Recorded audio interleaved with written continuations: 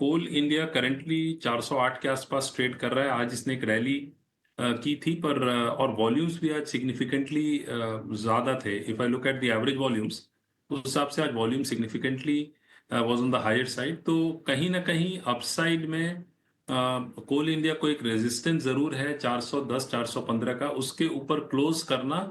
और आज का जो हाई है वो करीब 417 का है, तो मैं ये मानता हूँ 415 420 के ऊपर सस्टेन करेगा, तभी इसमें आप नेक्स्ट फेज ऑफ रैली देखेंगे। अदरवाइज ये कंसोलिडेट कर सकता है। ये जरूर है कि टेक्निकली इसका चार्ट स्ट्रक्चर जो है वो पॉजिटिव है। तो यदि ये 420 के 415 420 के ऊपर सस्टेन करता है, then you can expect a rally towards 440 450 levels. Otherwise stock जो है वो कंसोलिडेशन में जा सकता है। नीचे 390 से 400 का एक स्ट्रॉन्ग सपोर्ट जोन है। ठीक है, तो ये है राय आपको आपके दोनों स्टॉक पर मिलती हुई। मुन्ना छेत्री का सवाल लेते हैं और इनका सवाल, इन्होंने कहा कि फ्राइडे गलती से HAL 5125 में ले लिया और अब फंस गया हूं। बताइए विनोद जी, क्या करना चाहिए?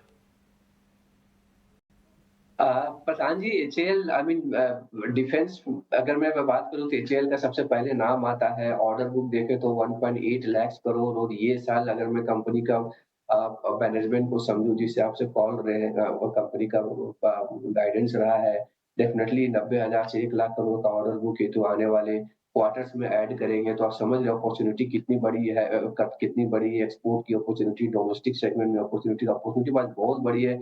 वैल्यूएशन वाइज भी मैं बोलूँ कि अगर 5,000 पे भी अगर ये आई है, तो कंपेयर टू जो दूसरे जो स्टॉक्स है विद इन डिफेंस में, तो वैल्यूएशन थोड़ा-सा कम्फर्ट देता है। नो डाउट अभी भी 5,000 के लेवल में इसका वैल्यूएशन जो 40x पे आता है, मैं मानूँगा कि ये जो वैल्यूएशन है ये सस्टेन करेगी, क्योंकि ग्रोथ आउटलुक कंपनी की बहुत ही दमदार लग रही है आने वाले 4 से 5-6 सालों में। तो मुझे लगता है 5,000 में आप अगर लिए हैं, बने रहें, आपको आपको अच्छे खासा प्रॉफिट में निकलने का अवसर डेफिनिटली मिलेगा।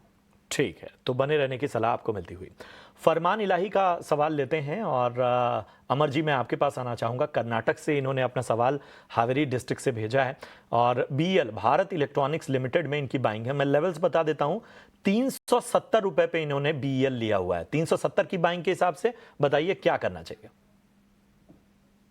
तो BEL की मैं बात करूं तो BEL इन्होंने करंट लेवल्स के आसपास ही बाइंग किया। अभी 364 365 के आसपास फिलहाल ट्रेड करता हुआ देख रहा, तो मैं ये मानता हूँ कि इनकी जो बाइंग हुई है वो एट हायर लेवल्स हुई है।